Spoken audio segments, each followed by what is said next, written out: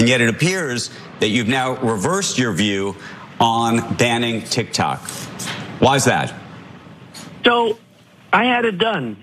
And then Congress said, well, they ultimately usually fail. They are like extremely political. What? Donald Trump has done a complete 180 on banning TikTok, and money in politics, meaning the swamp that he wanted to drain, is a big part of it.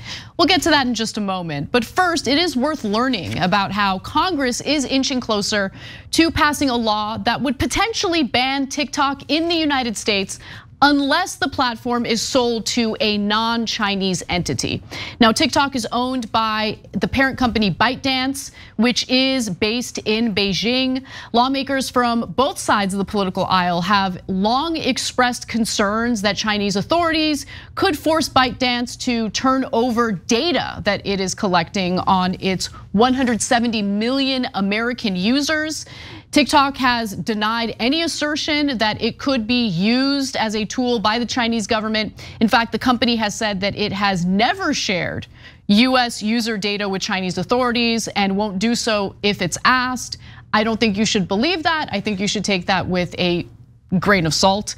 Nonetheless, to date, US government has not provided any evidence that ByteDance is in fact sharing the data of US consumers to the Chinese government. But nonetheless, I mean, just because the politicians here in the US don't have hard evidence to show you doesn't mean that it's not happening. Every single website, every single platform, every single app absolutely collects your data, and it is not far-fetched to believe that the Chinese government would demand that ByteDance hand over that data to them. A lot of mainstream media don't give you honest news. We do. You know why? Because of you. Paid membership on YouTube makes all the difference. Hit the join button below and you become the hero that sustains us. There is a proposal that's making its way through Congress that seeks to ban TikTok unless it's sold to a non-Chinese entity. On Thursday of last week, for instance, a House panel unanimously approved a bipartisan bill that would require the Chinese firm to divest TikTok and other applications it owns within 6 months of the bill's enactment in order to avoid a nationwide ban. The legislation also creates a process that lets the executive branch prohibit access to other apps that pose a threat to national security. Now, House Majority Leader Steve Scalise has announced that he plans to bring this to the broader House, to the House floor, if you will, to do a vote on this. But keeping it real, it's unclear how this is gonna play out in the Senate, where the legislative filibuster still exists, where you would need 60 senators to vote in favor of the legislation in order for it to pass. And quite frankly, other attempts to ban TikTok in Congress have stalled in the Senate. Now, under the legislation, the platform would be prohibited from app stores, such as those offered by Apple and Google, as well as web hosting services until a divestiture occurs. But even if that would happen, it's likely that users could still have access to the platform by just using a VPN. Let's just keep it real. People who want to use TikTok are gonna find a way to be able to continue using TikTok. Although if the app stores don't sell it, they're unlikely to be able to use it through an app. They would probably just have to log on through a web page instead. Okay, so in a sec, we're gonna get to why Trump has done his flip-flop and how it involves the phrase "Yas Queen." But first, that first clip that we showed you of Trump on CNBC, if Biden had done the same exact thing, we'd all be talking about how Biden should drop out of the race right now. What was that? That was Trump going, could anyone discern anything he said in that little clip? I can. Right. Here's what he said, what he was communicating in that clip. This was a difficult question that I wasn't prepared for, and I don't want to tell the audience that I did a 180 on banning TikTok because I'm trying to court a mega donor that has a 15% stake in TikTok. There's your translation, not remotely what he said, but exactly what he meant. Yes. Okay, and so we'll get to that in a second. But on the TikTok issue itself, look, I can't tell if TikTok's a national security threat or not. I've seen a lot of credible people explain why it's not, because it runs through an American company, right? And I've seen plenty of credible people say, no, yeah, even though it does, maybe the Chinese can get it now or can get it in the future, etc. So there's no way of me being able to tell. I'm not enough of an expert on Coder and all those different things. Cenk, okay. ByteDance is based in Beijing. I know, but they run it through Oracle. It's confusing. So it's not perfectly clear to me, but it could be, they could not be. But the most important thing for me is I don't think that's why anybody's trying to ban TikTok. 100% I agree with you. Okay. I agree with you. Yeah, so that's their excuse for wanting to ban TikTok. The reality is both the Democrats and the Republicans, the Uniparty, despises TikTok because young people are progressive. And the morons think that TikTok is turning them progressive, when in reality, they were already progressive and TikTok is just showing that to the rest of the world. They're under the assumption that China is indoctrinating America's youth with pro-Palestinian content. That's one of the recent things. Yes. In the past, they were still worried about them because they're very left-wing, not in favor of the right-wing at all, not in favor of corporate rule, and that upsets the corporate Democrats as well. But now, they are especially worried about, oh my God, the Chinese are turning the kids in favor of what, decency and humanity and not slaughtering Palestinians? Yeah, exactly. If the Chinese were doing that, they'd be doing us a favor, but they're not.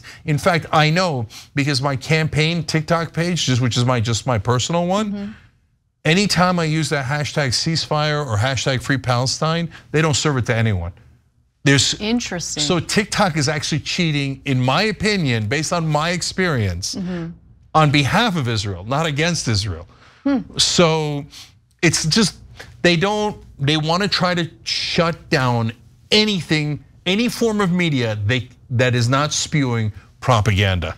I mean, look at the Biden administration getting real salty with media outlets for reporting about his age. Right? And then prior to him getting elected in 2020, shutting down the reposting of that New York Post article on Hunter Biden's laptop.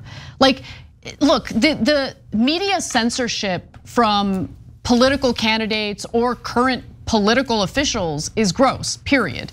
But yeah, I agree with you. I think that they're kind of hiding the real reason why they want to shut TikTok down. I don't think they're genuinely concerned about national security. We could be wrong about that, but I don't know, we'll see. Well, I mean, both guys took massive national security secrets home. Now they're telling us they care about national security because TikTok's hurting their feelings. But meanwhile, Joe Biden started a TikTok channel. So I know, which side are you on, brother? I know. But now let's get to the hypocrisy of Trump. So with that said, back in 2020, Donald Trump did attempt to ban TikTok unilaterally through an executive order, but that was actually blocked by the courts after TikTok sued. And so in that rambling video that we showed you in the beginning of the story, he keeps talking about Congress failed, I almost did it, but Congress failed. No, you failed because you tried to do a TikTok ban through an executive order, and that just didn't hold muster when it was brought before the courts, and the courts blocked it. Congress has tried to pass a TikTok ban in the past, and it has stalled in the Senate.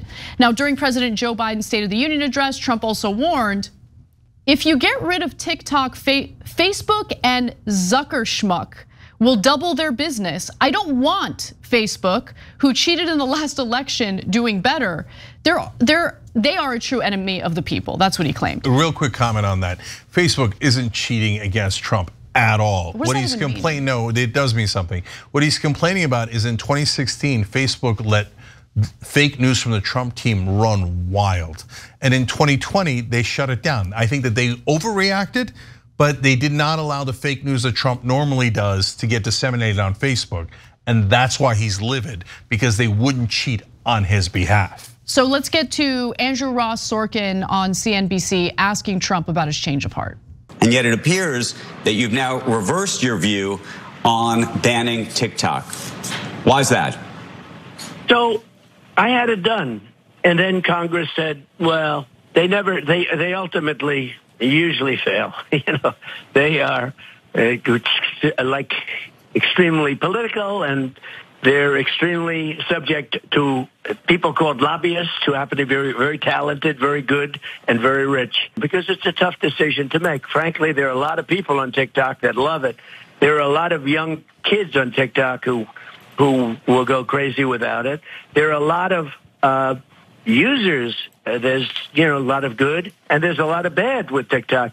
But the thing I don't like is that without TikTok, you can make Facebook bigger. And I consider Facebook to be an enemy of the people, along with a lot of the media. That rambling answer was reminiscent of a student who was sleeping in class getting called on by the teacher. Like, yeah, I mean, it's because I almost got it done. It's just Congress, they're very political in Congress. What? Okay, that was such a bad answer. If you almost got it done, why aren't you now insisting on getting it done now? Why have you reversed direction 100%? Right. That's the question, and you never answered it because the real answer is devastating. So it turns out that there is a Maine lobbyist who owns a 15% stake in TikTok, and homeboy does not want a TikTok ban because it's gonna hurt his return on investment. So there's another element to this story that's worth knowing about, and it's the fact that Kellyanne Conway is doing lobbying work on behalf of TikTok. Kellyanne Conway, the former senior Trump aide, is being paid by the conservative Club for Growth to advocate for TikTok in Congress and has had at least 10 meetings with lawmakers in recent months about the app. Now let's get to that billionaire investor that Donald Trump is trying to court as a campaign donor. Billionaire investor and Club for Growth donor Jeff Yass holds a 15% stake in TikTok's parent company, ByteDance. Club for Growth leaders have been vocal opponents of moves to ban TikTok. Club for Growth president David McIntosh has been in meetings on the Hill with Conway about the issue, according to one of the people familiar with the meetings. And so former President Donald Trump praised Yass as fantastic when they were both at a Club for Growth retreat as the presumptive Republican nominee courts Yass to help his presidential campaign. Shortly after the meeting, Trump wrote the Truth Social post on Thursday saying, if you get rid of TikTok, Facebook and Zuckerschmuck will double their business. Yeah, so that's basically the real answer at CNBC would have been, well, I was trying to ban TikTok, but then Yaz came in and offered me millions and millions of dollars to keep it. And I thought, Yaz queen. Oh my God. That would have been the answer. So guys, I love this story, not just because it's about Trump or TikTok, etc., because it shows you how Washington actually works. And buried within Trump's answer was one piece of truth, which is these lobbyists, they run everything. And it turns out the lobbyist that runs everything in this case is Kellyanne Conway, who was of course a top ally of Donald Trump. And she tells them, this guy's gonna give you millions. And all of a sudden he turns right around. You see that? He never wanted to drain the swamp. He just wanted the corruption to head in his direction. Even Steve Bannon called him out on it. And Cenk, will you do the honor of reading the last graphic? Yes, the connection between Yaz and TikTok did not go unnoticed by former Trump campaign manager and White House advisor Steve Bannon, who suggested in a social media post of his own that Yaz's deep pockets was behind Trump's newfound appreciation for TikTok. Bannon shared an Axios article titled, quote, "Inside Trump's TikTok flip-flop," and added, simple, Yaz coin. Drums, when Steve Bannon's calling you out for corruption, wow, you must be incredibly corrupt. And that's exactly what this TikTok reversal is about.